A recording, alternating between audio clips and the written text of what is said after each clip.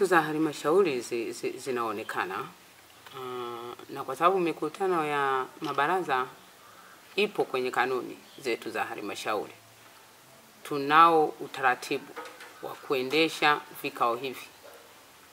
Zamani tulikuwa na kikao cha siku moja tu, lakini serikali ikaona shughuli zetu za maendeleo hatuzimalizi, tukapewa siku 2. Siku ya kwanza tunakwenda kwenye kokasi ya chama. Kwenye kokasi ya chama tutajadili mambo yetu yanayokihusu chama katika utekelezaji wa ilani, na tutajadili taarifa za halmashauri ambazo zimetoka kwenye kamati mbalimbali.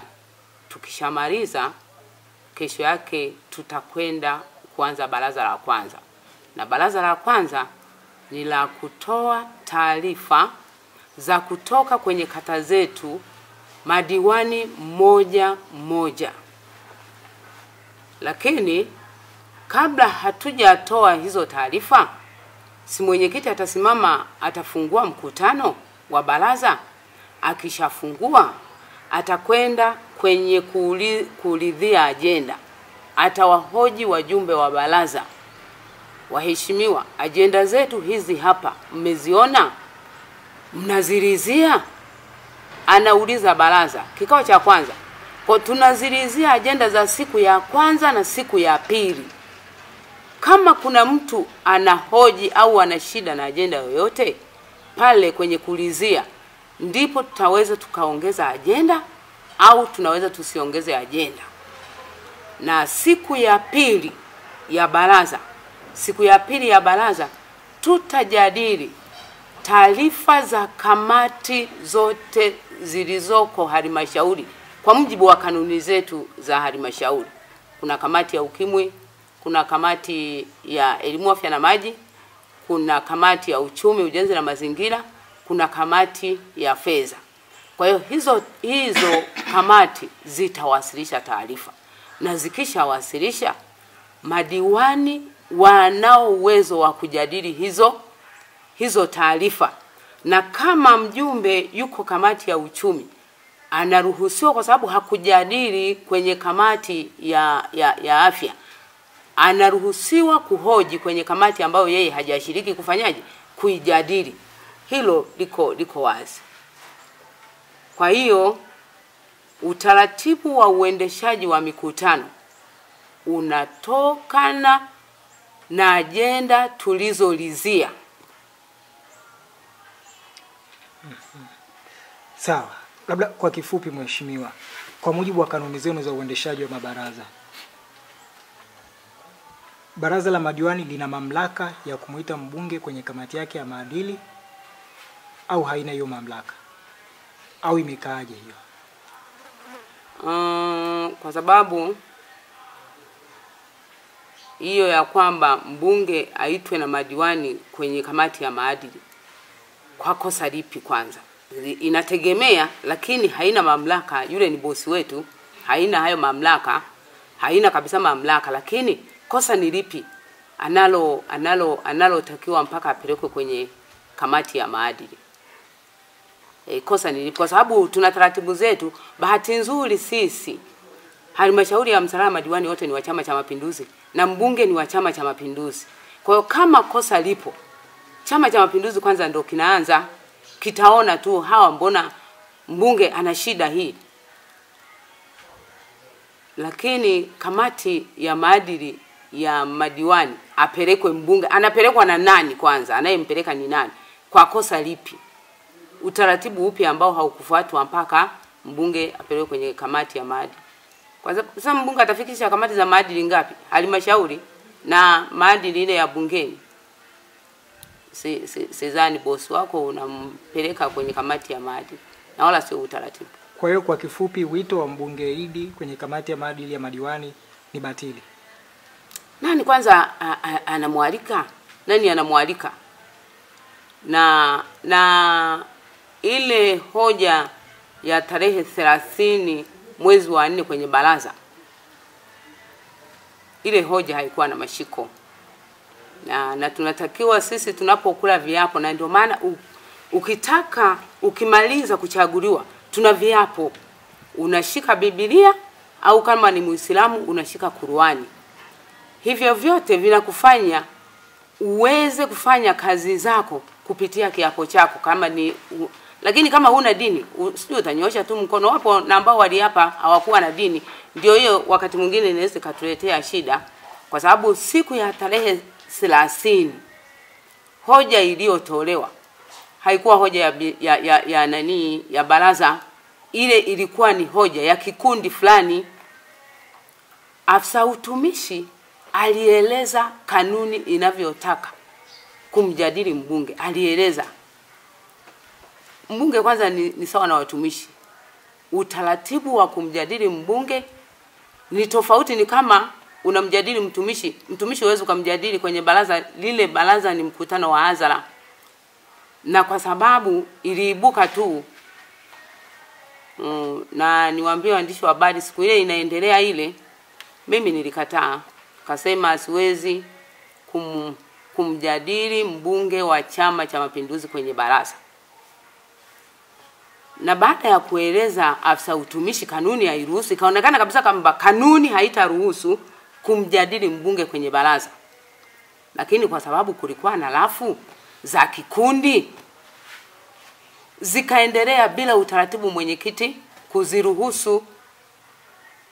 Sasa na mimi ninakanusha kwamba sio maazimio ya baraza la halmashauri ya Msalala kumpeleka mbunge kwenye maadili. Hayo ni maazimio ya kikundi. Azimio lazima liwe kwenye agenda ndio lifike kwenye azimio. Halikuwekwa kwenye utaratibu. Kama wanataka wao wafuate utaratibu ulivyo. Labda pengine sasa mheshimiwa, vinapoibuka vikundi kama hivyo kwenye eneo lenu kama hilo, pengine kuna hatua zozote mnaweza mkachukua, kwa sababu wale wanamchafua mtu ama wanachafua wengine. Pengine kuna utaratibu wenu ukoje inapotokea issue kama hiyo? Unajua hapo ndio inadhihirika kwamba hatusomi kanuni. Tungekuwa sisi viongozi tunaoongoza wananchi tunasoma kanuni, wala isingeibuka hiyo. Na mimi nafikiri hili, sisi wote mbunge na madiwani tunatoka Chama cha Mapinduzi. Chama kitaona chenyewe. Kitaona chenyewe. Na kinaweza wakati mwingine kikapuuza kwa sababu taratibu hazikufuatwa. Na bahati nzuri kwenye chama kule kwenye kokasi tunakaga na viongozi. Mimi kwa jina nafahamika Mwalimu Alexander Mihayo, ni diwani wa kata ya Busangi. Madhumuni ya kukutana na nyinyi ni kukanusha habari zilizoenea kwenye vyombo vya habari kuhusu yaliyozungumzwa kwenye baraza la madiwani la tarehe 30 mwezi wa 4. Sababu za kukanusha ni kwamba baraza la madiwani, uzuri wake ni kwamba lina madiwani wote wa Chama cha Mapinduzi. Kwa hiyo basi, kabla ya kuingia kwenye baraza huwa tuna kikao kinaitwa kokasi ya Chama cha Mapinduzi.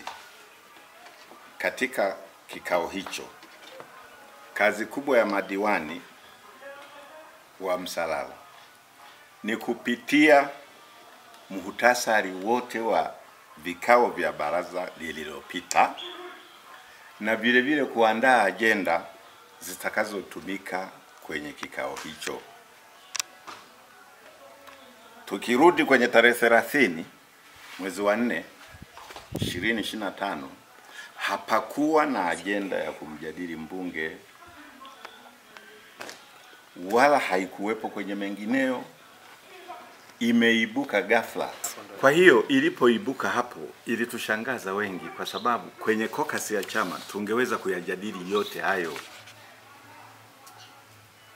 Kwa hiyo sisi tunakanusha utaratibu wa kuwasilishwa kitu ambacho ndani ya kokasi ya chama hatukikijadili. na hakikuwepo kwenye ajenda yoyote ile.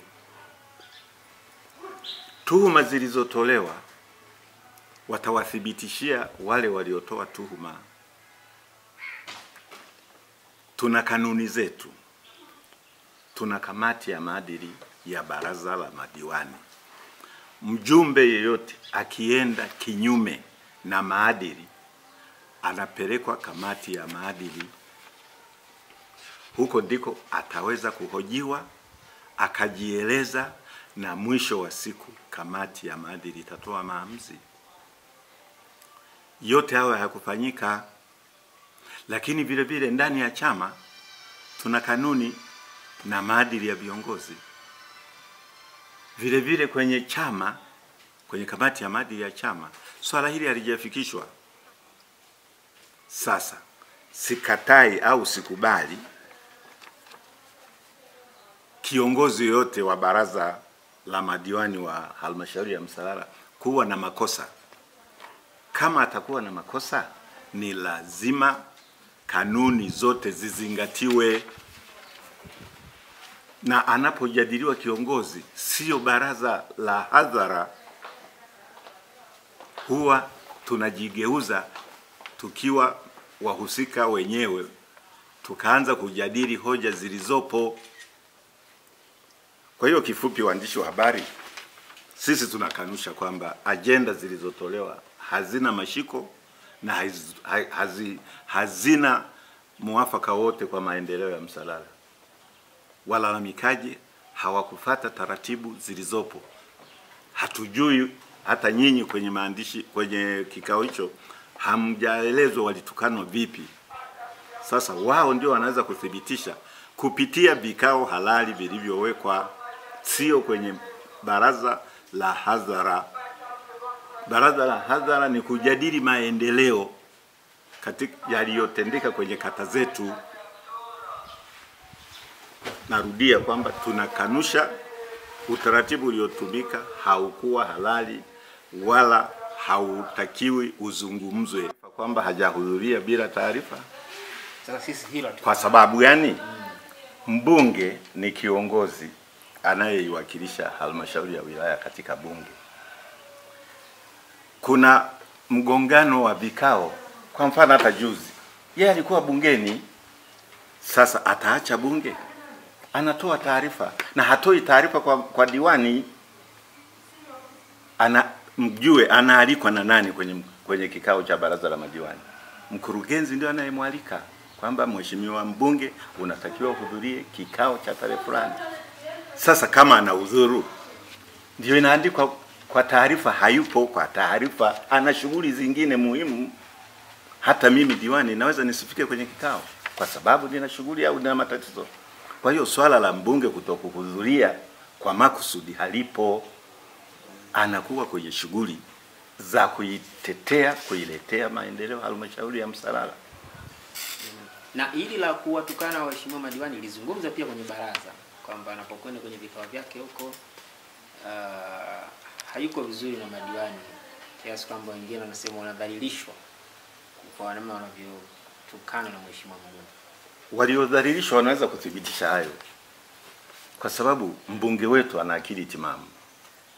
Hawezi akamdhalilisha diwani ambaye anamwakilisha pale. Anamdhalilisha kwa lipi? Wale waliodhalilishwa wamedhalilishwa tarehe 30 au 29 mwezi wa 4. Kama walidhalilishwa, wana haki ya kufuata taratibu. Zimewekwa taratibu. Kumdhalilisha kiongozi au raia ni kosa kisheria na kichama cha Mapinduzi. Sasa kama amedhalilishwa, anafata ngazi zinazotakiwa kupata uhalali wa jambo hilo, na mwisho wa siku kama mimi nimemdhalilisha mwenzangu, nitaomba radhi.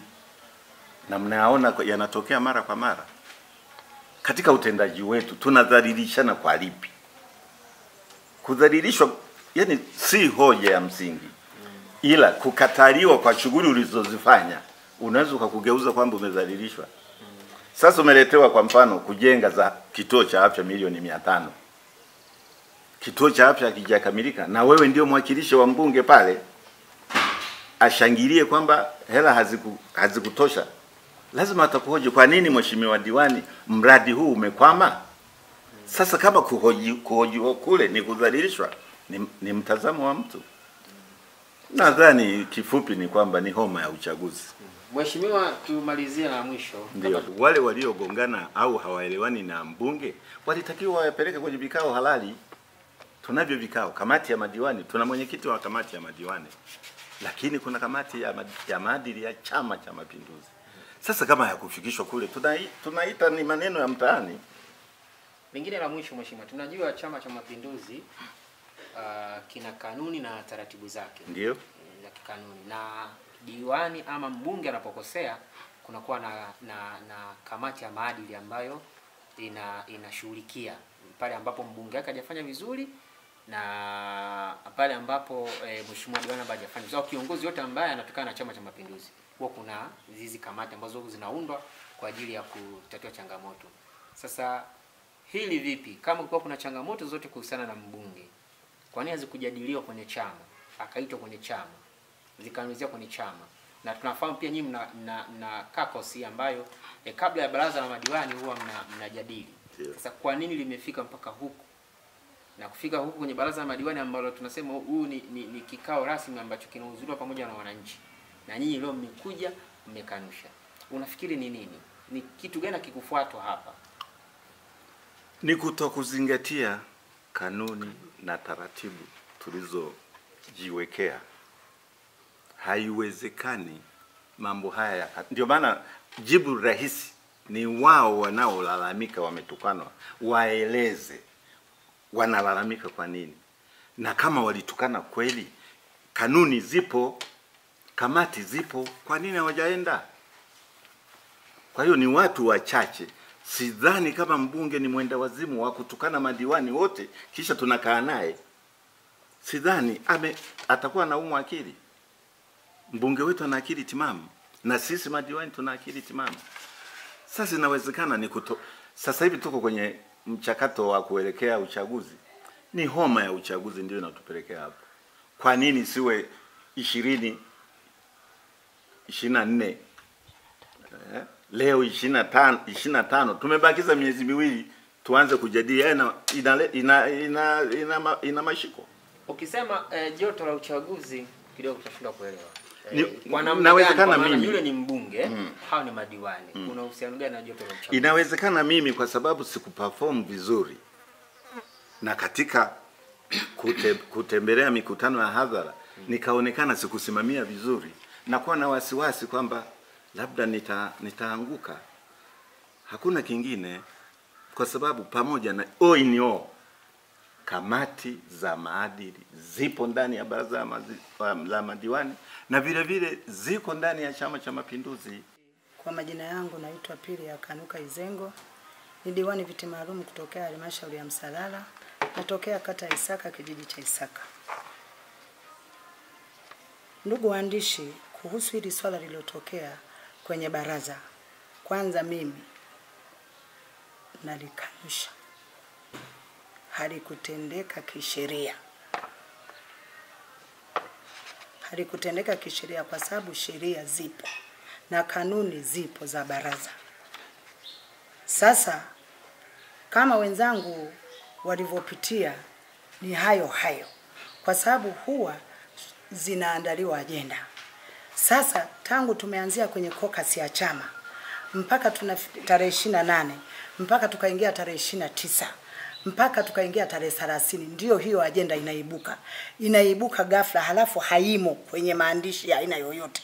Inaibuka kwamba mbunge sijui angewauliza jinsi wanavyotukana. Hao wangeulizwa jinsi anavyowatukana. Ahoji kama ikiwa imeenda sivyo. Sasa cha kufanya madiwani wa jimbo la Msalala. Madiwani wa jimbo la Msalala. Haya marumbano ya kusakazia mtu kumchafua hayapendezi. Ndugu mwandishi, mimi kwa majina naitwa Kisusi Lindiro, diwani wa kata ya Ngaya. Ni diwani ambaye cha kwanza nimshukuru sana mheshimiwa mbunge. Lakini la pili ni kukanusha haya yanayotembea mitandaoni kwamba sisi kama baraza tumemjadili mbunge. Hilo nakanusha. Lakini Mheshimiwa mbunge alichokifanya tangu mwaka 2000, nikizungumzia tu kwenye kata yangu ya Ngaya, mwaka 2021 ndio ameanza kazi rasmi. Kwa kata yangu peke yangu umeme haukuwepo kwenye vijiji vyote vya kata ya Ngaya. Ulikuwepo Ngaya Center tu pale. Lakini ndani ya miaka yake 4 vijiji vyote vimepata umeme na tukaongeza na vitongoji viwili pale Ngaya.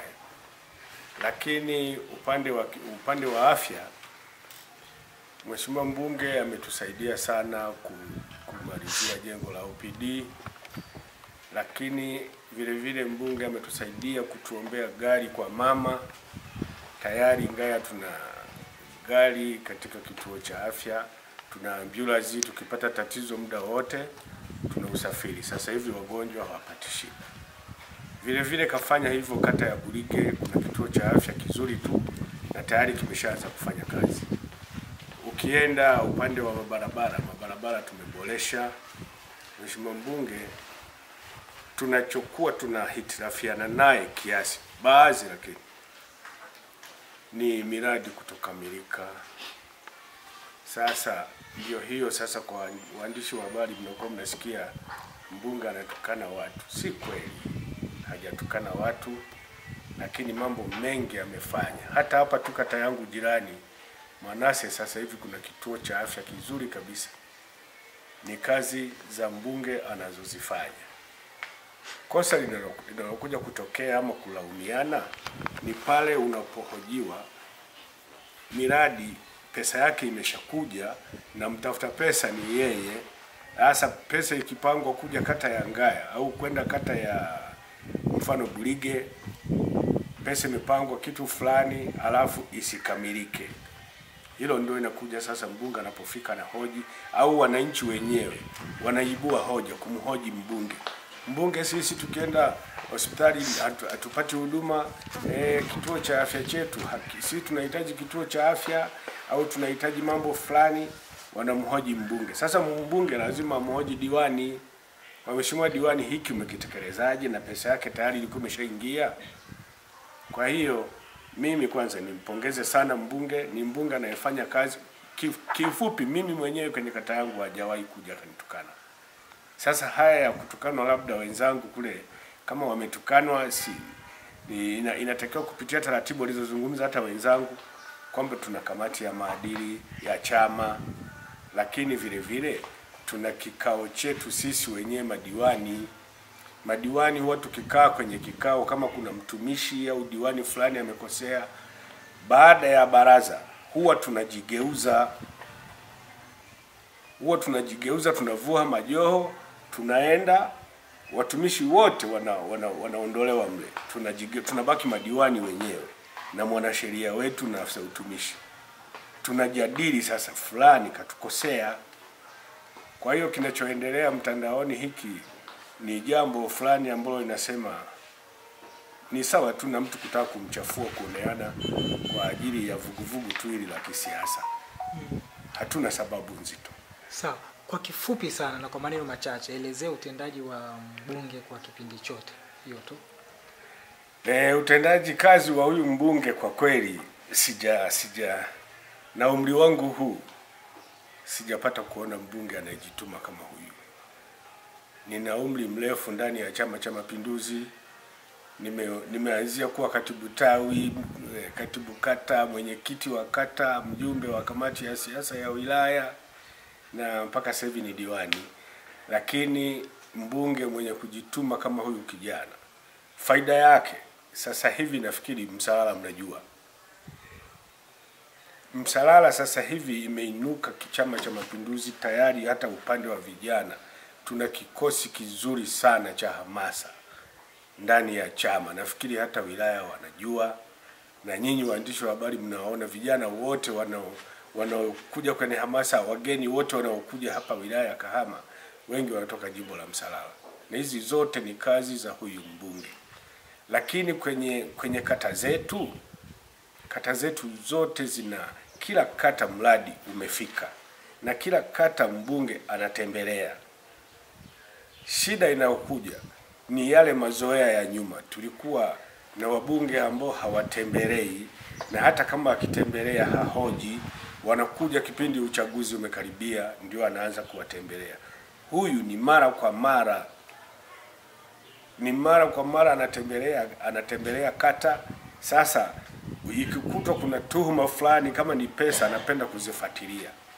Mfano tu kwenye kata yangu hapo, nitolee sana mfano kwenye kata yangu, kwenye kijiji cha Butegwa, tayari mbunge ameshiriki kutusaidia. Tuna ujenzi wa zahanati pale, mbunge ametoa pesa yake pale katusaidia, lakini kasaidia tena madarasa karibia 4 ya milioni kama 80 hivi.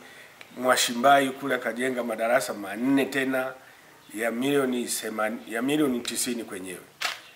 Kwa sababu mimi ninapoomba kwa mbunge naye anaenda kuomba kwa mama, mambo yanaendelea kuwa mazuri. Kwa kweli mheshimiwa mbunge ni mtu anajituma sana. Sema anapokaa mbele sasa kuzuia matumizi mabaya ya pesa, tunamuita ni mtu mbaya, tunamuita ni mtu sio mzuri, anatutukana kwenye kata zetu. Jambo hilo si kweli, kwa sababu mtu unapohoji hiki umekitumiaje, majibu yake yasipokuwa sahihi, wananchi si watazomea hatujaona. Sasa pale tayari mimi diwani namuita mbunge kwamba amenizalilisha, kumbe nimejizalilisha mwenyewe kwa wananchi wangu.